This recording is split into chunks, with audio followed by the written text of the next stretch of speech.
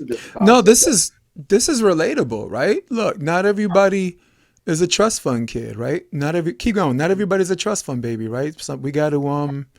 Some people got to work, right? We got things we have to return to. Where this thing, Bernard, was our escapism, and then our escapism. Great, Patrick, you got us now. Cool. Yep. Yep. So our escapism turned into something more, right? And this is where I want Eugene to take over a little bit. So Eugene, you started coming to Central Park. You played for Park West, I think, and the whole time I remember you were just sitting there and just watching, just observing who these players are, who the good ones are, who the bad ones are, and of course you saw a whole bunch of arguing, right? 15 minutes of arguing, 10 minutes of playing. That's what it looked like when you started watching. 10 minutes. Ten Yeah. minutes. You'd be surprised. It One play, was 10 minutes. 15 per 10 point, minutes but arguing, and you play for like 30 seconds. Yeah. I know, right? So One you point, and then it's like a bunch of arguing out right after that. so Eugene, before we get to Chi, as you're watching some of these players and as you have this inner belief in yourself, what point did you just insert yourself in and say, all right, these are my crew of people and I'm in. Um, I was sitting there watching you, right? And I think Justin said he Okay. needed a partner, something like that. And he asked me if I could play. And I said, sure, I'll play one, no problem. And we just started playing like that, you know. And then Patrick started talking shit to me, and you know, Yeah. He said you got a very big mouth and you guys became best friends. oh yeah, it That's was great. there's no warm up in the bullpen or nothing, man. Just was part of the family right away. Wait a minute. Were you old enough to play against Justin in high school? He played for Humanities. Did you play For against him? humanity, he played Okay. for Humanities, and Bernard played for Martin Luther King, right? Is that correct? Byrne played for Martin MLK. That was before Justin though.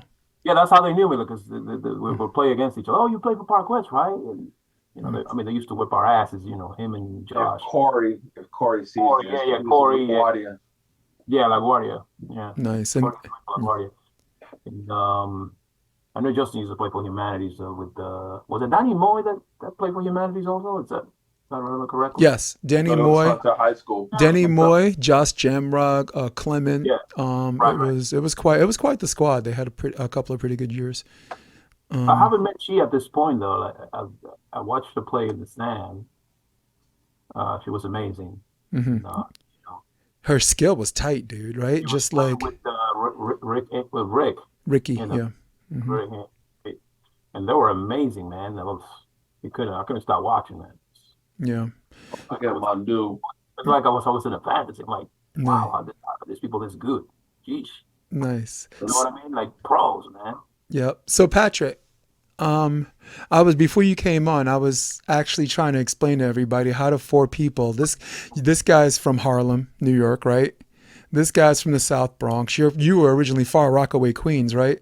So I'm Brooklyn, New York, like Flatbush Avenue, right? So we got the fifth borough, Staten Island, which really doesn't count. By the way, yuck. Um, except the Wu Tang Clan, right? Except the Wu Tang Clan. So The Patrick, one time guys from Titan, I didn't know that. yeah, Shaolin. But so Patrick, it's already enough of a story that four guys that are from different boroughs that are basketball heavy and football heavy play volleyball. That's already a weird journey. Talk to me about the first time you met Chi and the conversation or just one of the first impressions you had about her. First time I met Chi, I was playing in New York Urban on a team with Was it I believe Cindy with Stafford Barze and Ron Radford. and Cindy? Yeah, no. This is long before Cindy. Oh, okay. Bible was on that team. Wait, Cindy, your ex-girlfriend? That's what you mean? Biba. Bible was on that It's a team. podcast, Eugene. A blast in the past names. And I go up. I'm hitting middle, by the way. Hmm. I'm hitting middle. And it's beautiful karma because the first time I ever played in Central Park, I got on the court. I got on A court. I thought I was pretty good because I was a pretty solid high school player. I went up. I hit a one ball and I cut. Side note, I hit Bob Pichardo, the current head coach of St. Thomas Aquinas Women's, across the head with my knuckle following through, and I split his head open. And they're like, no, Ooh. you stuck. Get on B court. You just hurt somebody. And it was purely accidental. But ironically enough, I went up for a 1-ball, and Ron Radford came up right behind me for an X, right over the top, and he's 6'6", I'm 6'2" on a tall day. He's got gorilla arms. He can scratch his ankles without bending over. And he followed through, and his hand came over the top of my head and hit me while I was still in midair. I landed, didn't realize I had a broken, this scar that's somewhere, I don't know if anyone can see it, this scar right here on my head. Yep. That was Ron Radford's knuckle, and she was the referee. That's how I met she. Yeah. She butterflied my bleeding, spitting blood head. Wow. I think I was like 17 years old. Jesus. I think I was 16 or 17 when she did it. That was the first time I had ever played in the league. Mm-hmm. And how did the four of us meet? I mean, like Lin-Manuel Miranda wrote in his song for My Shot in Hamilton. God just kind of put us all in one spot. Yeah. We kind of just fell together. Like, mm-hmm. You throw Justin in there, the five of us were just like, yeah. And Danny Moy every once in a blue moon.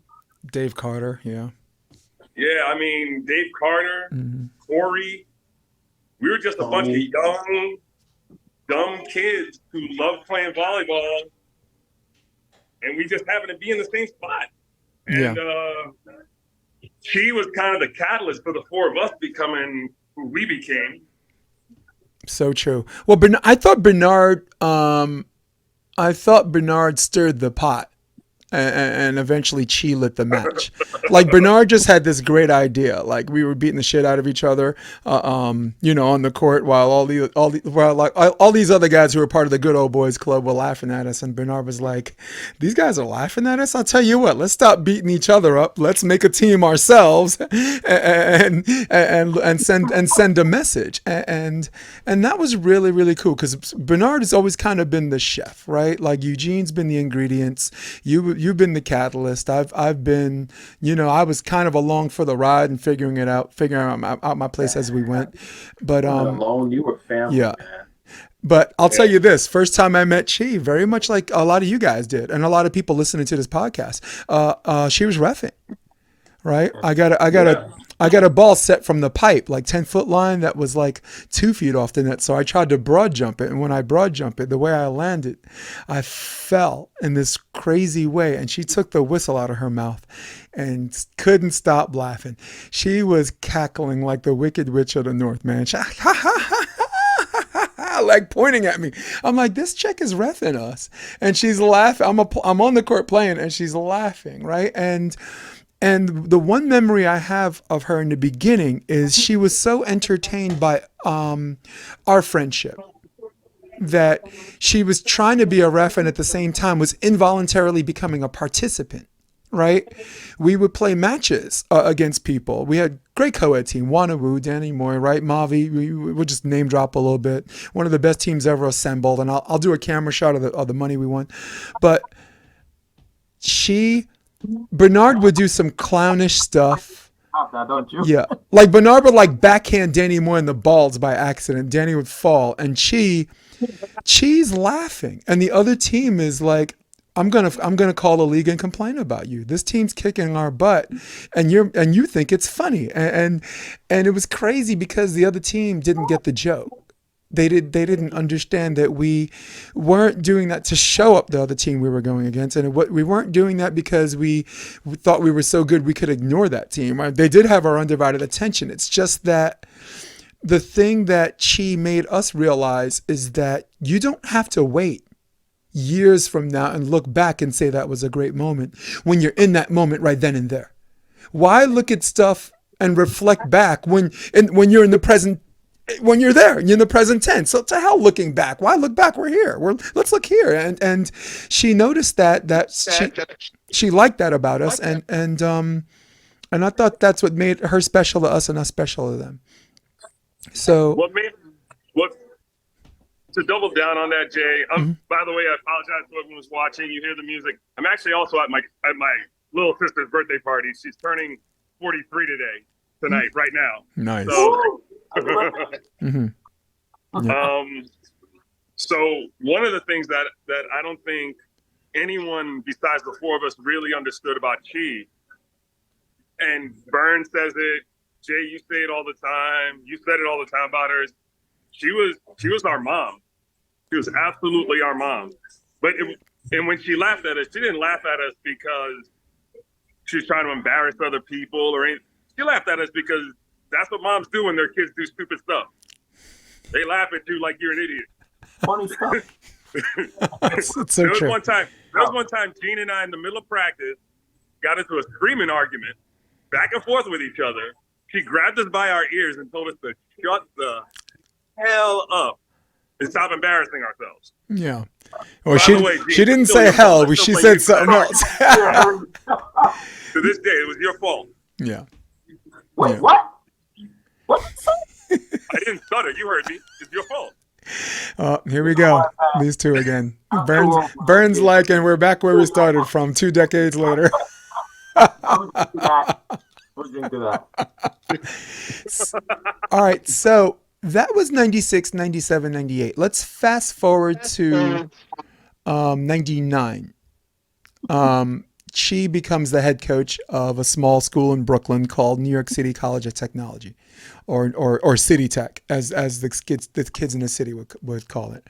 And it's a program that didn't have a club team to build off of. It was a program that didn't have the moving parts, and there was Division III, so it was a program that didn't have scholarships and recruiting power. And academically, unless you were in like a technical occupational specialty, it wasn't very competitively academically unless you were into that tech stuff, like you were, Patrick. So she asked me if I want to be an assistant coach. And I'm like, where? City Tech. And I'm like, cool. I'm like, do they have a club team? No. I'm like, so how are we going to recruit? And she's like, well, that's what you're going to help me with. And I'm like, she's like, all the kids in high school. And I'm like, no, I don't. I said, I was doing some team managing stuff for Hunter College at the time, but I didn't know anybody. So, and I said, I might know some guys, so here's the cool thing. This is City Tech for the people watching. Division III, no club team, right? I bring Bernard on as a volunteer assistant to assist with me and Chi. I recruit Eugene. Eugene registered for classes 15 minutes before the first set. He was officially registered full time 15 minutes before we played USMMA, Merchant Marines Academy. And Patrick Dietz was kind of our rock star. I recruited as a setter, but don't call me a rock star. Please don't. but Shut up and listen to the story. Just take the rock star. I love to rock you, man. well, I call him a rock. I call him a rock star because for his position at the time you were setting for Creole, I thought you were a great blocking presence. You had a nice fast release, but it turned out we used you as an outside hitter, which is something at that time you didn't identify as a rock star being. But I want you guys to talk to me a little about this experience that we made something out of nothing, right? So during the school period, right, we upset Ramapo, who was a high seed back then. We took Hunter. Hunter was the eventual CUNY winner, and they had a lot of tools in the toolbox. There was 5 sets we went there. Lehman was, had a lot of legal recruits. We'll leave it at that. And you guys, the combination of all of us under Chi's guidance made something into nothing. So, I want to go first on a story, right? And then Bernard's turn, right? Ramapo, game 5. Patrick right now is 6 for 6, right? And then he misses a hit, like a very something that would have really put us up and gave us momentum, and he missed. And when he missed, he walked with his head down, and Chi stood up, and with a voice as annoying as you can be, but as affectionate as we recognize, said, "You don't put your head down, pick your fucking head up. You're not losing this match, you're winning this match." And you looked at her, and very much like Patrick is shaking his head now, he just shook his head like, okay, I got this, I got it. And Patrick, you were 9 for 9 this 5th set, and we'd upset Ramapo against the team. I mean, and to me, it wasn't a major upset because they didn't have video on us. They didn't know us. They're like, what high school do these kids come from? And I'm like, no, these guys are like, they were adults for like 5 years before they went back to school. So they didn't know you guys back then. So, Bernard, is there something you wanted to add to that first year, just building that team with City Tech? And There was something, we went out of the New York and we won one of the games, and she was looking at me. She goes, "What the hell is wrong with Eugene? Why he stopped blocking?" So I yelled out. I said, "Hey man, how tall are you?" And Eugene went, "Bah! That's how tall I am." that was great. Ooh, that was great because I didn't think he heard you. I didn't think he heard you. And then when he got the block, he's clearly he did. Eugene never heard anybody on the court. Oh, when he got the block. People. Eugene only heard two people. Eugene heard me, Yeah. and he would hear my ass get in his ass when he decided not to be a blocking machine, which he knew he needed to be. My favorite moment in time playing for Chi was, and Jay, you remember this, we're at John Jay. We're having a tight game. And Alec Poletto, my brother from another mother, little tiny Brazilian superstar. The Brazilian hands. Mm-hmm. And she is like, "Who's passing the court?" And I stand there, and you look at me, and I look at you, and I go, "I got the whole court. Chi, don't worry. I'll pass the whole thing. I got it. Don't worry." You just and you start laughing at the top of your lungs. And Mamdou, one of our closest friends, one of our Central Park mentors, screams at his dude, "Don't serve him." It didn't matter where he served. And she was like, "Yeah, don't serve him. He's just going to touch every goddamn ball." Mamdou was the head coach at John Jay at the time, right? Yep. Yeah. Yep. Oh man, you're right. And Mamdou said there's 4 people over there, and there's Patrick passing the other side of the court by himself, serving to the 4 people or something crazy like that. And I still passed the And you still passed the ball. And you know the crazy thing, and it was me and Patrick passing the whole court. You know that. And he yelled at his player. I said, "Don't serve him." And the guy yelled back at Mamdou and said, "I didn't. I served into the 4 people. He took the pass." I mean, what do you want me to do? And I thought that was really, really funny. Mamdou, man, big shout out Mamdou, who coached, by the way, Qatar before they took over.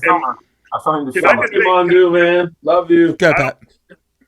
I don't want to leave because I got to get back to my sister's already texting me right now. Uh-huh. I don't want to leave. But I want to say this. My absolute favorite moment of the 4 of us was end of the year.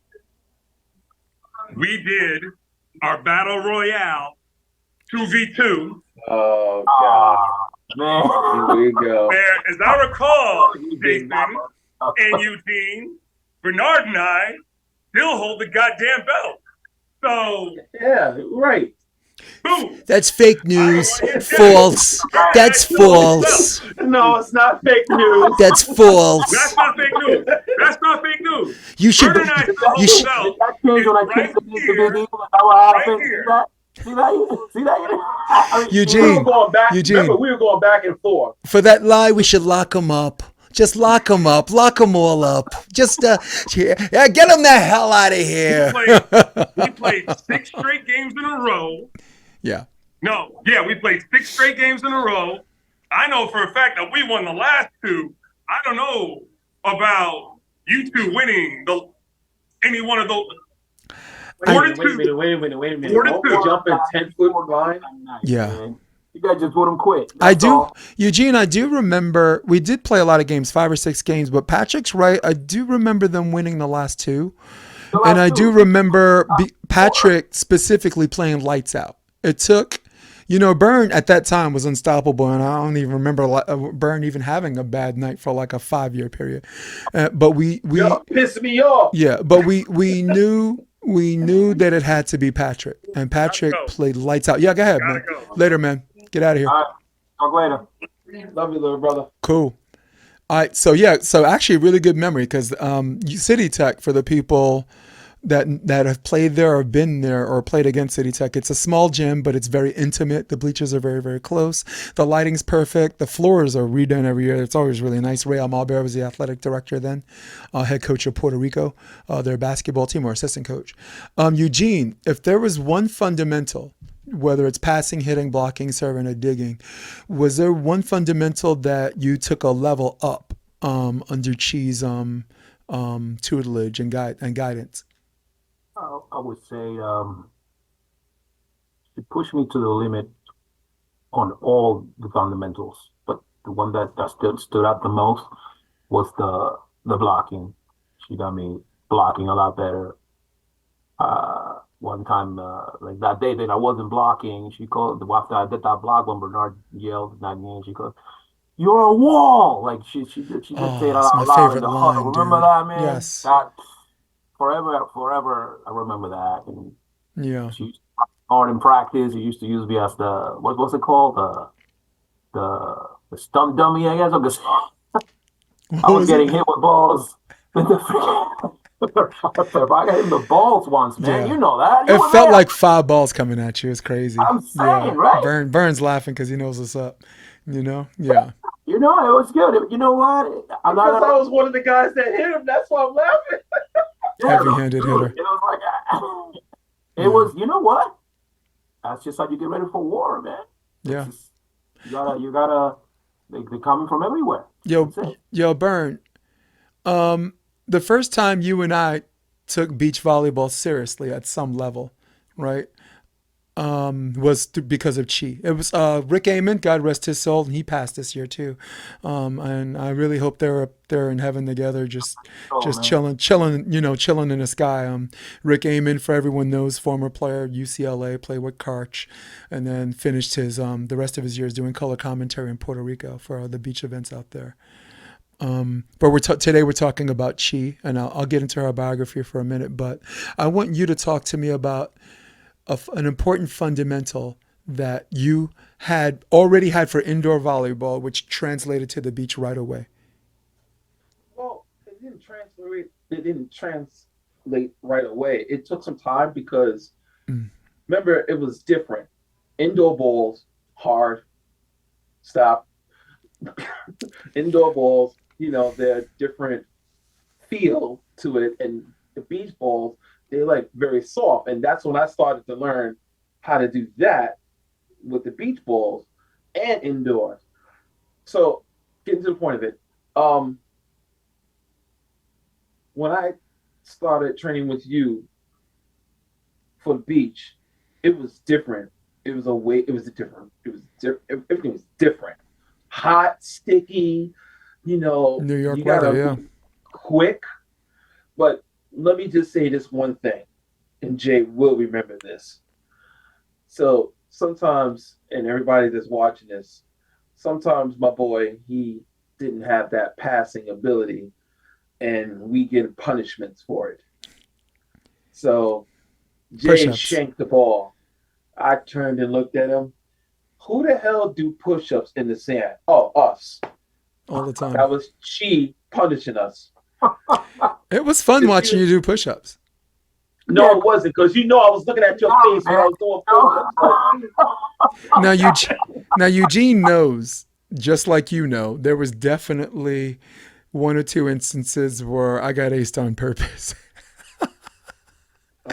I don't know Guys, nothing I'm about that. ex-military, so push-ups were my life. But just watching me and Bern do it together, and Oh, watch watch and, him. and watch this man stare at me while he's Yeah. knocking out 20 push-ups, just like stare at me, like it was Man. weird. It was like, wait till these kids leave, I'm gonna whoop you behind. It was like one of those Ike Turner. It was like one of those Ike Turner moments.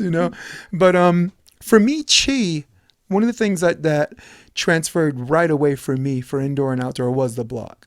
Because I'm only 6'1", but I was a very highly technical blocker because of my size, and that technique, along with the freedom to go after the hitter a little more. Because indoor you have to block zones. Like me and Eugene blocking together, we got to make sure we close the hole. We got to block. There's lanes. There's certain hitters we go against that like to hit lines, so we move it and this and that. But there was this freedom to go after the hit a little bit more at the net, even though you had to commit to one block, two block, or whatever. There was this independence that it's you, and if it's not you, there's only one guy behind you, so you got to compete. And you, Burn, as a full-time defender, you're like, dude, if I don't get this ball, the guy next to me ain't gonna get it because there ain't no guy next to me. The only guy that's supposed to be next to me is at the net blocking. So there was this acute awareness that she gave us that made us hypersensitive to reading the ball, then the hitter, and then back to the ball again, which when we went back indoor was great. Was great. Your defense was your digging was better. Eugene, your blocking was better. There were plays you would reach over the blocker next to you because you knew the hitter was trying to hit over the top, and you'd reach over the blocker next to you and take it. Your hand-eye was better, right? No, I love it when Gene, after we all did the beach thing, we came back to the gym in Urban, and Gene turned to me. He goes, "Watch this, Bern." I says, "What the hell are you planning to do?" He stuck out one hand and blocked that guy. He said, "You like that, didn't you?" I was like, "Get away from me, man. I want to talk to you." Yeah. She awoke in me, just like what you said about how the beach transferred into the gym. That awoke in me, and I'm gonna explain why. You never thought that you can do all of this, like she made me faster in the gym. I was so quick. And the sand made me jump higher because I've been jumping so much in the sand. It pressured me to jump higher. But when I got to the indoor gym, I was like, well, goddamn, I was like, I'm going over guys. Guys went to block, and I'm like doing this, and I was like, damn, that's what the beach can do to you. It woke me up. Yeah. Yep, Eugene, can you appreciate how what Bernard's talking about really only applied to indoor players? Like, for beach players that only play beach, you'll notice this. And Eugene, you stop me at any point. You notice when beach players play indoor, in theory, they should jump higher, but they don't because they don't have the muscle memory of the indoor approach, of the flat surface. So if you're an indoor player that trains on the beach, when you go back indoor, you remember what the indoor approach feels like and jumping off the flat surface feels like. So it seems like the guys that came back from the beach to indoor with the higher jump were the people who are already indoor players. Gene, any examples you'd like to use with that? Some of the players that played indoor, including yourself, compared to some of the players that played beach? We don't have to out nobody, but would you, just be Well, I don't want to real. out anybody. I'm just saying it's true that, Yeah. that you started just playing beach and then you move over to indoor. You never played indoors before. You're gonna jump higher in the sense that you're ready to train indoors. You know what I mean? And you want to try to the beach. You want to jump higher because your muscle fibers are already trained to do indoors. And when you go back, you jump higher in the indoors because on the beach that level of the sand makes you, I don't know, for some reason just elevate more for some reason. I guess because it's harder to, I don't know, tread on the sand. That's what I'm guessing. No, You know what I mean? yeah, it's that. We were able to capitalize on that Mm. because we were able to transcend both sports like that. Like I mean, it's the same sport, but it's two different sports, really. Let's be honest. Yeah. You know what I mean? So we were able to go back and forth and not have an issue, as opposed to somebody that just plays sand, couldn't go indoors, and you know what I mean? It's just start playing. Yeah. You know, I like that. And I like that because we were definitely talking about the physical. And like you said, Bernard, you become more mindful, aware of every inch of the court and where your responsibilities were, but not just that, where your responsibilities could be. It was also really, really helpful as an assistant coach to give some of the defenders like Lenny Vargas and some of those guys, Alex, just where they're playing, and hey, always go after, always, you were very good at presenting the people their options, and I think that's what Chi did too. Chi was very, very good at having you understand your options. Which I still practice to these days. Like I remember, less too. Yeah, like I remember Chi going up to Eugene and you're like, and you stopped going after a ball. You took a step and you stopped, and she's like, "What percentage chance do you think did you have of getting that ball?" And you're like, you were a smart ass, and you're like 15%, maybe 10. And she's like, okay. She said, well, what's the percentage if you don't go at all? Zero. It's zero. She says it's zero, and she goes, Eugene, play your fucking numbers. It's just like, I was like, wow. And I was good at math, bro. I'm telling you Yes. that. I was like, she put it into perspective. I couldn't deny her coaching style or her input. Her input was Mom was just a hard ass. Yeah. And you know what? Sometimes Those things make diamonds, man. Pressure, you know, right? Pressure makes diamonds, man. You got to break eggs to make an omelet, man. And that was, and she's coaching in an urban area of kids who don't have like, you know, we didn't have traveling experience like the rest of the good volleyball players had. We didn't, you know, we couldn't afford tournaments and stuff like that. So she's coaching kids who live in these neighborhoods freaking volleyball. And look what we become. Bernard, your nickname was Satan. Eugene, you ended up playing with Bameso for a little bit, right? They're two-time national champions for men's open. They only lost one set in 2 years, right? Frankie Valdez, big shout out. Caballito, remember him? You know, Ulysses, who runs the program, who is my rival, by the way, at New Paltz State, Tony Bonilla. So skill-wise, it was really weird to see like a whole bunch of people that walk like us, that dress like us. We didn't dress like volleyball players. We weren't board shorts and flip-flop guys. We were high-top sneaker and baggy-ass shorts guys, right? We were basketball shorts guys. Yeah.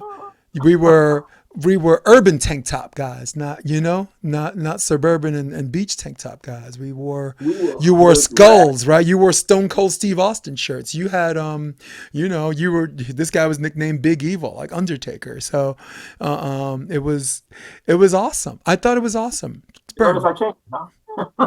Yeah.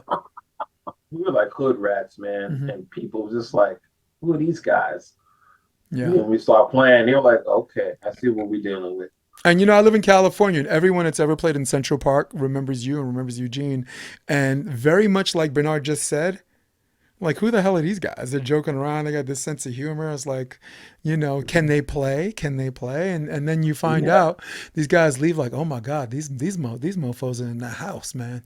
My guy, Jason Olive, who I work with, remembers Eugene very well. You know, of course, Amaury remembers Bernard. Amaury Velasco, who played at Santa Barbara. He was a gaucho. But one of the most important things I wanted to say about Chi from myself, and you guys can go, we can go around clockwise. She taught me that you can be yourself, but it has a price. You can go out there and be your own man, and if you're a shit talker, like if you like to thump your chest and you're animated, you have to take what comes with it. And the two most important things: do people want to play with you if they can't handle that distraction? Because some people that's a distraction, but there's some people that's like, oh my God, it's just fun. We're just talking shit and playing volleyball, right? And she says, if you can handle being yourself, you can sleep at night, but you might not get everything you want. And that's something she taught me. And she said, sometimes you got to bend a little bit. And if you bend, make sure it's not something where you bend and you sell your soul a little bit and you don't get what you want, and then you feel like you sold out and still didn't get what you want. So that's the risk versus reward. But something I learned from Chi is you can be yourself and you might not get everything you want, but you'll sleep at night. And that's what I got from her. I'm smiling because when I learned how to start shit talking, it was from her. She's crazy, dude. Back in the days when I watched her shit talk these guys, because I'm gonna tell y'all, she's the queen. She's the only woman playing with these top guys on this court, and this woman gave me her spot. Mm-hmm. And I was like a skinny chicken shit child back then. And let me tell you, it changed me. Mm-hmm. It changed me. And I was like watching her play with these other guys, and she was shit talking them. Yeah. And I was like, is anybody going to defend that? She was crafty, man. For some of the old people that remember Jackie Silva and like that Brazilian chick that just had these bump overs on two and these placement shots and cut and jumbo shrimps, Eugene, she would, a lot of those shots she'd get clean. I'm like, you telling me someone's not okay, you get the kill, but you trying to tell me you can't even touch it? It's clean, like, right? Think about that. Yeah. So Eugene, I got a question for you. For both of you guys. Bern, you are our assistant. She was your coach.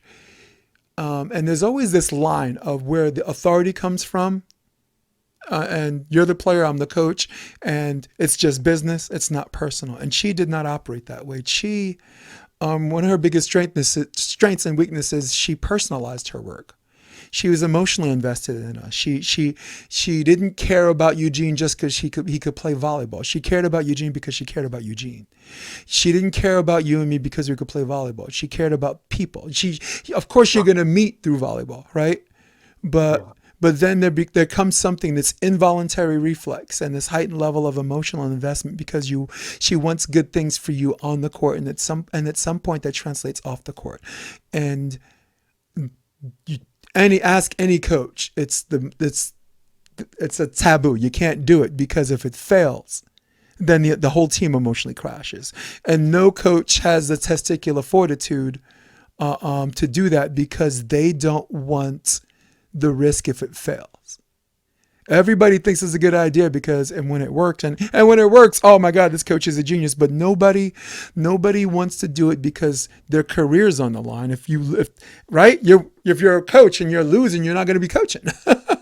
You are what your record says you are, right? So, and Just like them basketball coaches that out there, and then they don't win, they get bounced. yeah, it's true. Yeah, I mean, basketball is the worst. You can win 57 games and still lose your job. That guy from the Raptors got Coach of the Year and lost his job. He won Coach of the Year and lost his job the same season. I mean, Damn. That's because winning is everything. Yeah. Everybody knows that. well, Chi winning at life is everything, though. But winning is everything. What that means, life or not, life is everything. Yeah, Winning at everything is life. it's true. All I know is she gave every bit of herself to us. Everything she had, she gave it all to us.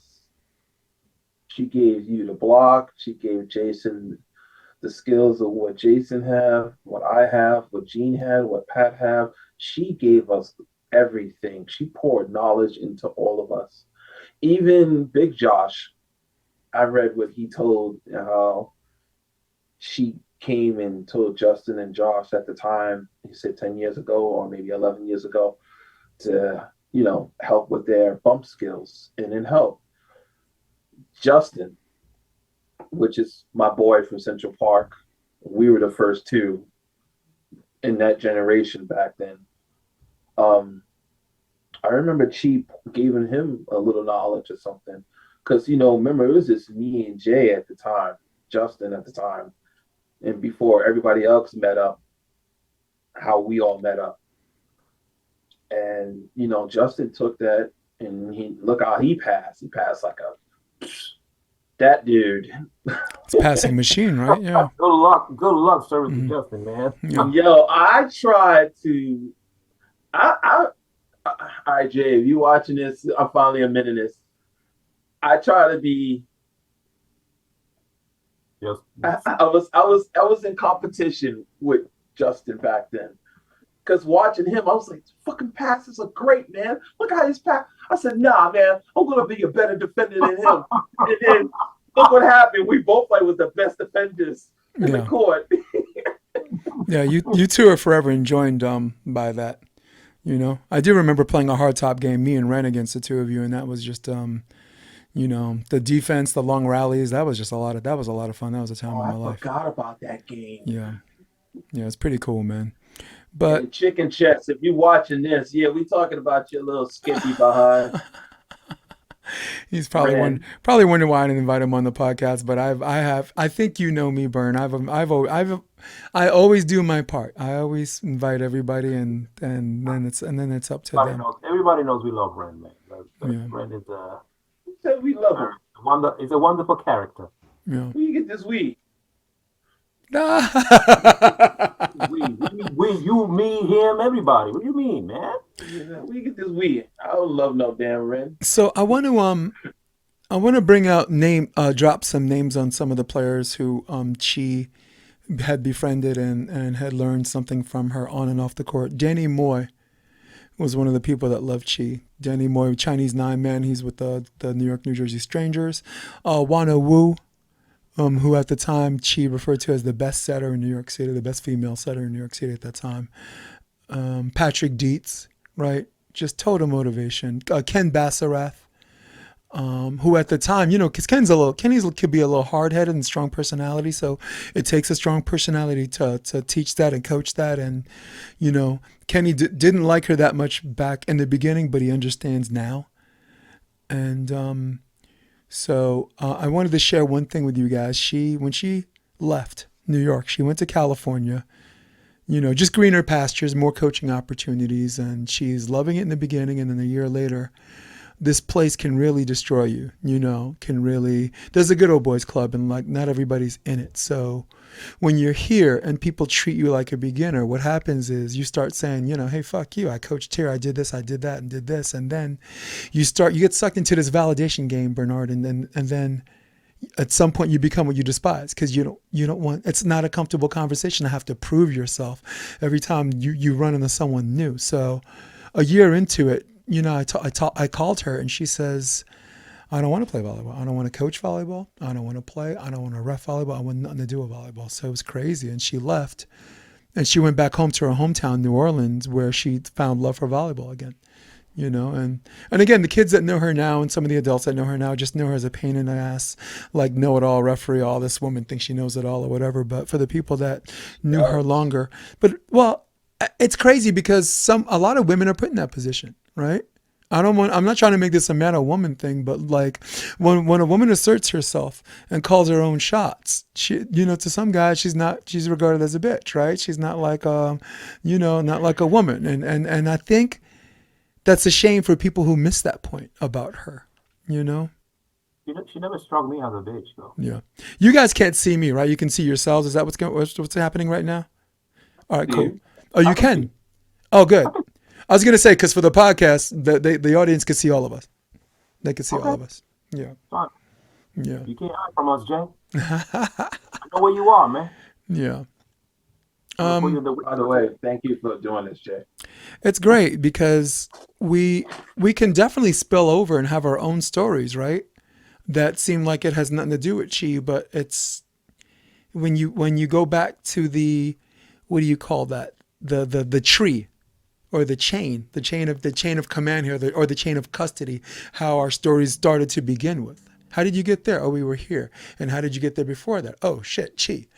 So it was one of those things where we knew each other before her, right? We were a year or two like really close friends 2 years in before we met her. And she was more than just a friend to me, right? She was like a mom to some people, but me and her, we were a little, as you remember, we were really close. You guys used to joke with me about that. Like, I didn't want to say nothing, yeah. But I was waiting. What's funny? I'll tell you a story. It's you and Jean in the car, right? And I'm driving her home, right? And I'm like, do you want to see a movie? And she's like, yeah, I want to see Sense and Sensibility or something like that. It came out at that time.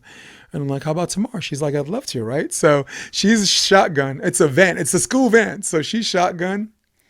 I'm driving. And you guys are in the back. And I'm just like, the whole time I'm talking to her and getting my flirt on, I'm like, I hope these guys are just doing their own thing back there. I hope like Eugene's fucking doing his homework. I hope Bernard is like messing with people.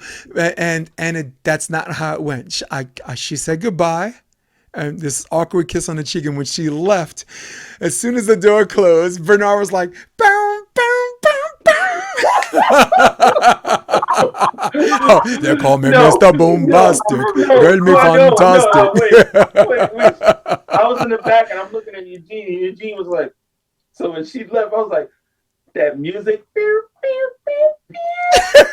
Oh, whoa. And he was like, you motherfuckers, you. Yeah. Great moments. Yeah. Great moments with Patrick. Like Patrick would have an injury. We wink wink, and and she's like, you got to get up, and he's like, I can't. I think I tore my ACL, and she's like, Eugene, talk to him. And Eugene's like, me? What did I do? What do I have? He said, I ain't know. He's like, no. Eugene's line was, I'm not a shrink, and she's like, I just fucking made you one. Go talk to him. It's just, I was right there. I was sitting right there. I was like, she said, I just made you one. Well, Patrick knew that if he was injured, it was a forfeit anyway. So, you know what I mean? He was just playing games. Yeah, it was only 6 people. We didn't have a.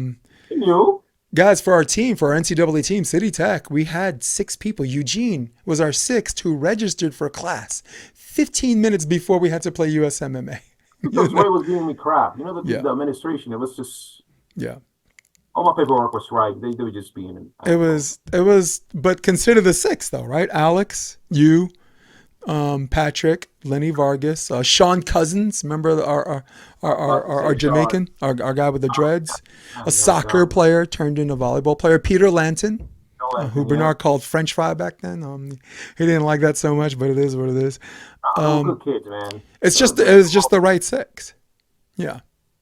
Actually, if I remember, she made him stand up, and then we played 5-on-6. So when the ball was served, Patrick would just limp off the court to the sideline, and we'd win the rally, lose the rally, and he'd get back on the court for the rotation. So we run out of rotation, and then we'd serve, and we'd go off the court, and the crowd is like, "What is we doing?" I mean, she's like. She looks at me like she's like they're wondering what we're doing. She's like, "We're winning, dude." She's like, "There's no way we're forfeiting this game." It was against Brooklyn College. We didn't particularly want to lose that game to them, and she made Patrick. It was Peter Lanton, not Patrick. Made Peter limp off the court. When after the ball was served. When the ball, before the ball served, you got to stay in rotation. So what we did was we slid him to one side or the other. And the rotation player next to him just slid him as far to the end line or the sideline as we could. And we ended up beating Brooklyn College 15-8. It was back then. It wasn't rally. It was side out, and we beat Brooklyn. We were up 2-0, and we won that last set with Peter. We were us playing 5 against 6. It was. How many balls did they serve out? Trying to get Peter to. Well, enough balls to hit him. They did hit Peter on the ball. He was back line, and he backed up, and she's like, and she's yelling like, "Why can't you get out of it?" And I'm like, "Geez, easy. He's off the court, man. He's off the court for a reason. He can't jump out of the fucking way."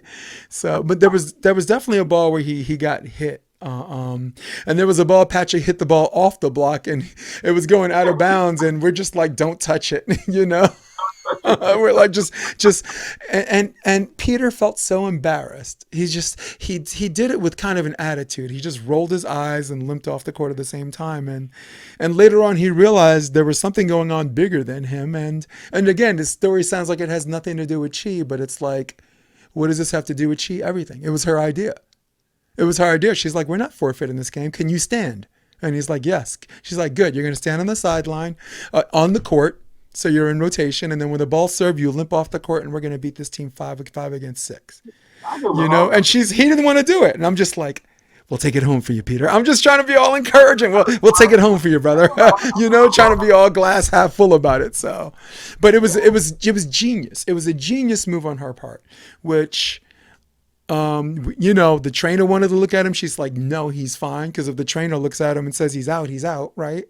So genius. And it was a victory for us against Brooklyn College, They were mad. Huh?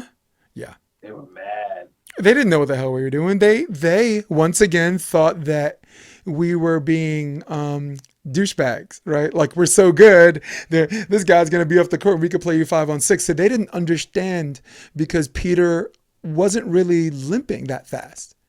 You know what I'm saying? He really just took one step. So they didn't know he was injured, I remember one of the teammates was like, "What the fuck?" Yeah, that's great. No, because everybody's like, "Oh my God, I'm so confused." And she's like, don't think, just listen to me. Like, I don't know. I don't think I know what's going on. And she just said, "Don't think, just listen to me." And that's something I learned about her that I want you guys to echo, maybe your own personal whatever. One of the things I got about her is there's a difference between explaining to a kid the why.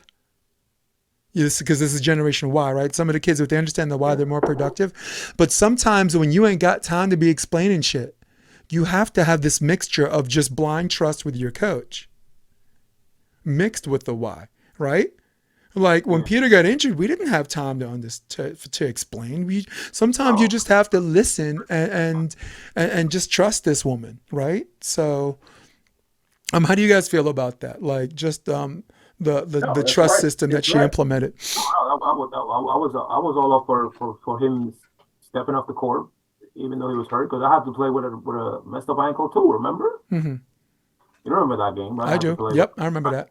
I was limping, and mine was pretty bad, but I kept going. You had a dislocated right shoulder that you popped back in. Come on, man. Yeah, I remember that. He's a track and field guy. He's supposed to be tough, right? Yes, So, exactly.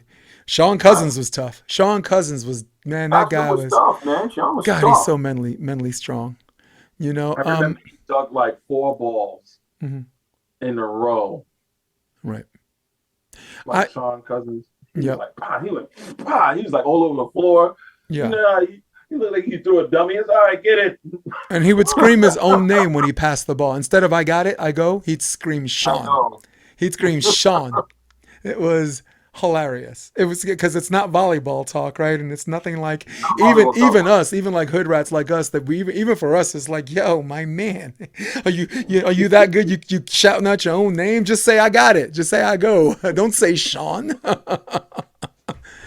I'll give you another example. Eugene, when we were at a grass tournament, and for anyone that plays volleyball knows, grass tournaments, local beach tournaments, the players are ref. The players got to work, right? So grass tournament, they called Eugene's hands, right? And Eugene went up to the ref and said, "If you call my hands again, I'm going to fuck you up." And then the next play, Eugene literally mangled it. He did this.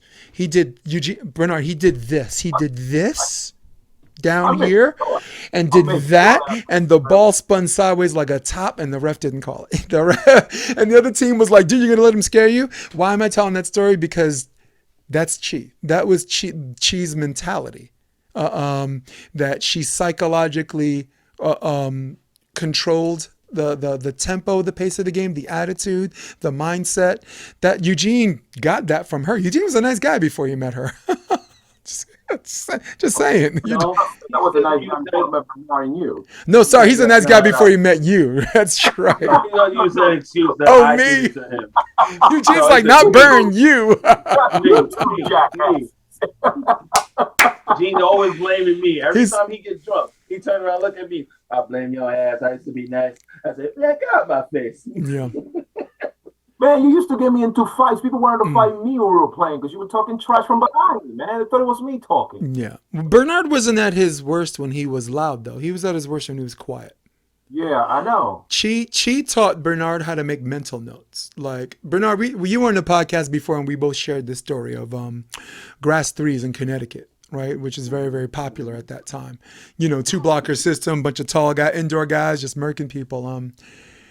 There was a game that the referees called like double hit contact on my hands after they said it was okay for me to do a fast release and forgive some spin. All of a sudden, oh no, this, that, whatever. And the whole time, Bernard thought that they were making these calls to cheat us. You know, because some of them were doubles, but some of them weren't, right? And you ended up having to set the rest of that match because you had the better catch and throw, which they were okay with. And then you guys got me back into my setting mine, and I was good. But Bernard, the whole time, which I thought he'd just be yelling at everybody, talking about how these people are idiots or whatever, didn't say anything. Just dead fucking silent, just silent. And Bern, I said, "How you feel?" And he says, "Dude, that team that refed us, we have to, he says, we get to play them, right?" That was the only thing Bern said in all of pool play.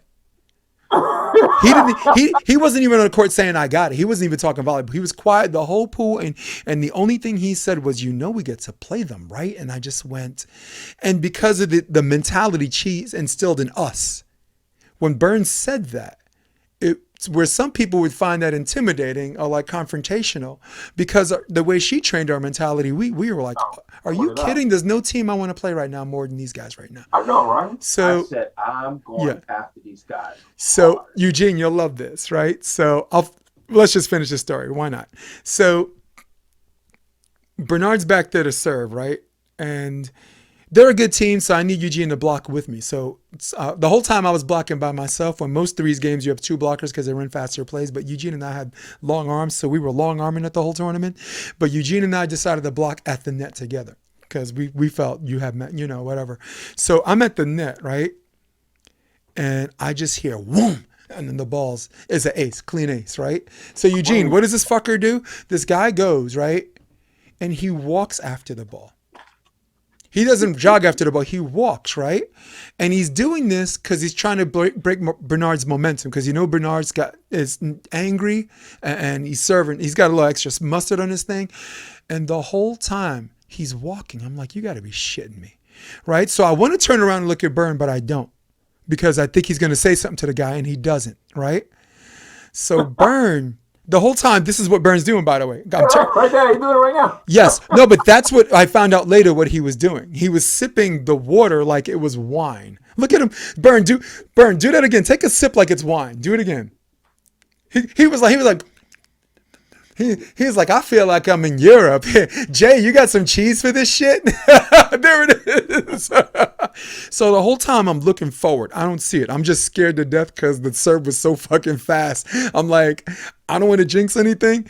So finally, what seems like 2 minutes, he gets the ball and he rolls it back. Eugene, you pick it up, you roll it back to Bernard.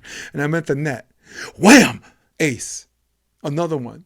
And then he's walking again. I'm like, And then I'm still like this. And I see Eugene in the corner of my eye. And Eugene, you put your hands down and you're waiting a little bit.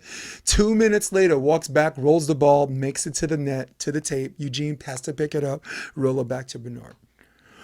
Wham! Ace. Another ace. So this is 3 clean aces. And now I could hear Bernard breathing. Like this, like fucking snorting mad, right? yeah. So I turn around just to see if he's okay, but I don't want to turn around because when you get 3 aces, I'm superstitious. I'm just like, stay there where I was. So I turn around, and what is he doing? He gets one of those crates. Those crates that the Puerto Ricans be sitting at in front of the bodega drinking their beer? Bern grabbed a crate, and he dragged the crate to the service line, to the end of the service line, and sat on the crate and pulled out this big bottle of water. Show him the bottle again so we could appreciate the story. He pulled out this big thing of water, and he's sipping on the water. And I'm like, okay, cool. He's not sitting there walking back and forth and like wanting to F somebody up.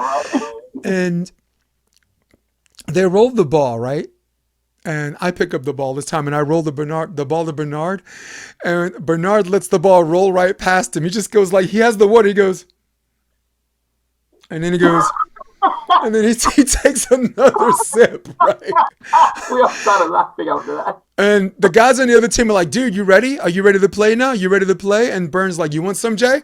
And I was just like, it was great. Like Hugo Montesos, who coaches New Haven, I think the men's team or women's team, he was at that tournament.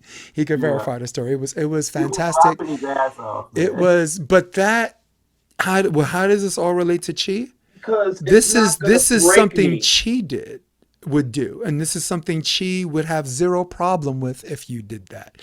She would actually cackle out loud. She has a laugh, and she has a cackle. Cackle comes from here, from the freaking diaphragm. Sounds like that, right? Sounds like that. And that was Chi, and that was one of the fun stories I wanted to share. Gene, anything you wanted to share? Maybe Dieuville, the tournament in the snow we had to drive to, some shit like that. That storm we were driving in that day. We had to play Medallia in Dieuville. Yeah. Yeah. We I believe we went out afterwards, have a drink. You went salsa dancing. Yeah, got to dance with Chi. She's a good dancer. Yeah, and that was our coach. That was our coach. Yeah. The night before a try match. Salsa dancing. Lenny was good. He's good with it. He could party all night and do that. Patrick, Patrick's locked up. He cramped up the second match. Because Well, everyone thinks they can do it. I was coaching. I'm glad I was coaching because I don't think I could do that the night before. Love you, Patrick. I'm just joking. That's what you get for leaving, fucker. All lies. All right, so let's watch a 2-minute clip of Chi talking about volleyball, some of our experience, okay? So let me turn this off, and here we go. Oh, that's our favorite sport. I'm like, what? And then, and then I called other friends. I had called my Czech friend and called the Caribbean, some Puerto Ricans. And, I'm saying, wow, we could have this event across the world without even having to pay for a location. I said, this is really cool. And the more you stay happy and healthy, the most important thing is to stay happy and healthy. And now, over my years of doing what I do, I'm involved in sustainable food and food infrastructure, because that's a part of being of wellness, and other sustainable and renewable technologies. But okay, and then on top of this, I was learning. Do you know what epigenetics and nutrigenomics is? And that's when the conversation became too rich for my blood. She's I'm like, gonna "Do you have know to what go. that is?" And I'm like, "Only to make conversation." That one up. Yeah. Bern, I'm sorry. I didn't mean to catch you by surprise like that, dude. I'm sorry. I apologize. Okay, take a moment, bro. All right, cool. Yeah. This But is what this. do you see the conversation that she had, just the 2 minutes? Just be happy, be healthy, love each other, invest in each other, eat right, exercise, take care of the people that can't take care of themselves, drink a lot, be merry. Arr. Yeah, she's that interview was 2000. So Bernie, you can ping the time, because it was 2 podcasts removed from you and me. So that was 2000 or 2020 or 2021. I don't remember. But Sorry, guys. That's the I'm one you were sorry. talking about on the phone last night. go ahead, B. Go ahead, B. So You hit him close, didn't you? yeah, it's serious business, man. Okay, buddy. It's all right, man. It's good, man. I'm all right. I'm sorry, man. Nah, if you need a minute, take it. Just seeing Bob, it just. That was. You caught me by surprise too, man. I just get hired there. But all of this caught us by surprise, right? Like Yeah, 2022, 2023, there are mild symptoms of dementia, right? And then Alzheimer's disease. And if you're looking at the video I'm looking at, Hobby person. I didn't see that coming. No, I saw a hobby person. Yeah. That's everything. That conversation, Eugene, was 1 hour and 17 minutes. It was a great it was weird, because like usually dementia or like Alzheimer's, you see, like, none of us are doctors, but all of us have had family members where it's just really painful to watch someone go through that, to go through that process where they're losing their mind, and you don't want to see them like that, and you wish. I don't want to say nothing morbid, but you wish they would die. You wish that they wouldn't have to go through all of this leading to their death. You know what I'm saying? I'm talking spiritually. I'm talking mentally. I'm talking psychologically. I ain't even talking about financially, what it would cost your family, because dying in America is the most expensive thing you could do here. So we ain't even talking about that. We talking about, what we want for her, Bernard, right? And how we want to remember her. But the most important thing, how she wants to function as an adult, right? It's the conflicting forces of quality of life versus the sanctity of life. You want to keep her alive, but to what end? Right? Does she have half her mind? I'm suffering. She doesn't want to do that. Can the three of us speak for her and say that's not how she wants to live? Can we? Does anyone disagree with that here? The 3 people that know her really well? No. B? I don't even know what to say for that. Yeah. I can speak for myself. I can lose my mind and be old. I think I'm going to be old, crippled, and crazy anyway. Of all the things I've lost, I miss my mind the most anyway. So I think I'm okay, but that's just me. You lost your mind a long time ago, bro. Yeah. What are you talking Of all the things I've lost, I miss my mind the most. I get that. But I think I've been lost my mind years before I was in whatever. But Bern, those are things where we're speaking for ourselves, right? But speaking for Chi, being of sound mind, being cognitive, and having well thought out things, and having just bright ideas and sharing those ideas with other people were things that contributed to her quality of life. And I don't know the full details of what the diagnosis of her passing was, but we all know that dementia, and we all know that Alzheimer's disease is a result of maybe blood flow not getting to the brain. So that could be vascular disease that leads to that. That could be, right? It can be anything that involves not getting proper blood flow to the brain. You know, I'm not a doctor. We've been on this earth a long time to have family members, to have friends where we know the symptoms. My stepfather passed away 2020, February 2020. COVID, I couldn't bury him. You know, I mean, I wasn't able to fly, but, you know, I didn't want that for him, you know? Right. You know, and she was working on this project that she was talking about. The iHeart project, the iHeart Volleyball project. Guys, we had a project going where we were going to live stream 21 different matches from 11 different countries. She flew to New York and got Danny Moy on board to film, to live stream Chinese 9-man. I went to Bobby Jones and some people in Texas, they were down to do that, right? You know, I know California, I think it's safe to know a guy, so I could actually get 1 or 2 pro matches on a live stream, but it wasn't about just the pro matches, even though the pro matches were important to get eyes. It was just about like Central Park, like Hardtop, right? Central Park Beach. She was trying to get this iHeart thing and this world peace thing through the sport that she knows and loves very on a level that everyone that follows this podcast that's a volleyball person can relate to, you know? And for the people in California that have no idea what the hell we're talking about that follow the podcast, I apologize that this is not something you're used to, but at the same time, I'm not sorry. So it's one of those situations where I'm not sorry, but I also apologize. If you guys get my gist. Not making any sense, man. Yeah. Well, well said. Bern? You got the. No, I'm just saying.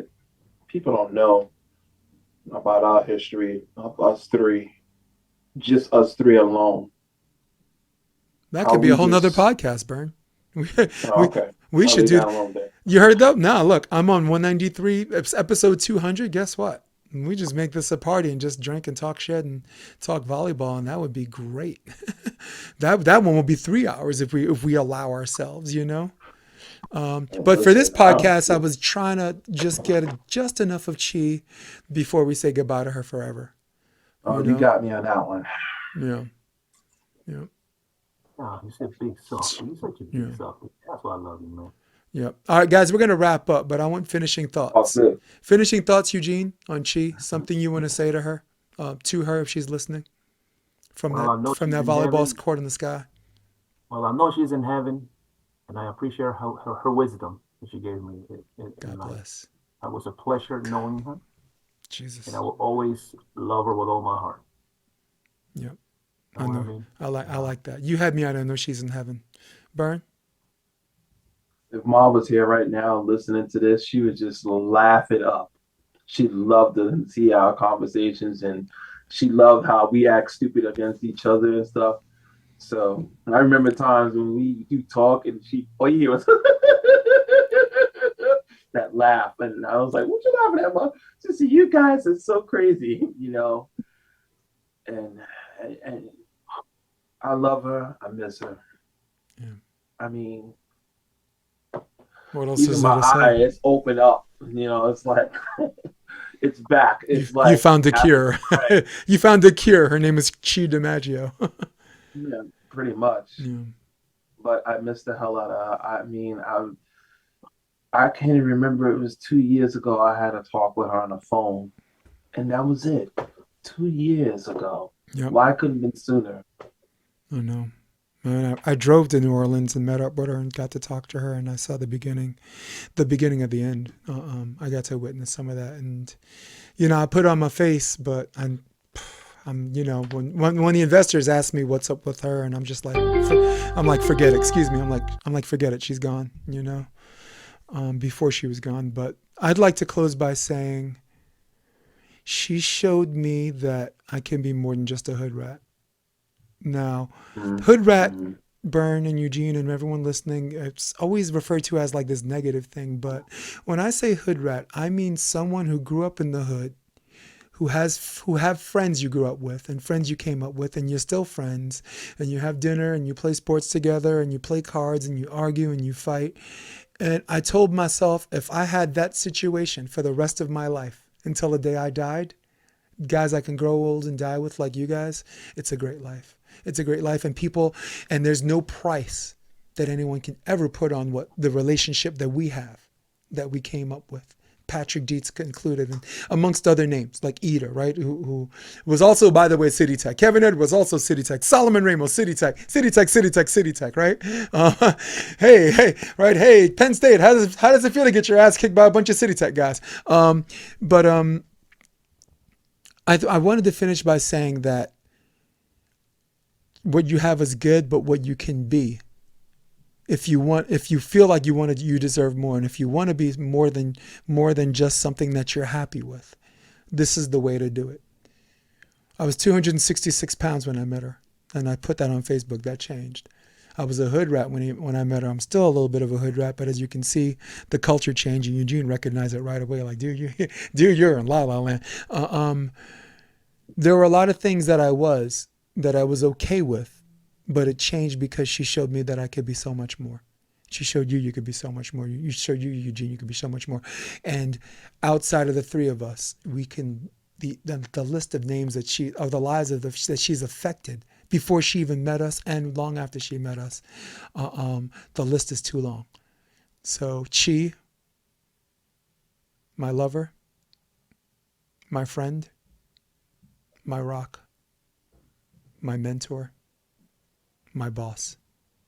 I speak for the three of us. From the New World Order, we love you very, very much. We love you very, very much. And my heart is very, very, very heavy today. And it took everything I could to not, just to keep speech. Even right now, it holds on. It holds on by a thread. It holds on by a thread. Guys, thanks for making this happen, okay? All right. All right. Thank you, bro. All right, guys. These two may love you, but I don't love any of you guys. In fact, I can't stand you. In fact, I'm out of here. All right. So for all of you at home, for all of you on your iPad, for all of you on your desktop, on your droids or whatever, who runs the world, baby? Old school, baby. Old school. I see that desktop behind you. So for Yullen Escoboza, for my man Bernard Norman, I'm Jason DeBillius. We're out of here. You guys stay with me after this. I'm going to just run my credit. We're going to do a nice little silent thing. But for now, we're out.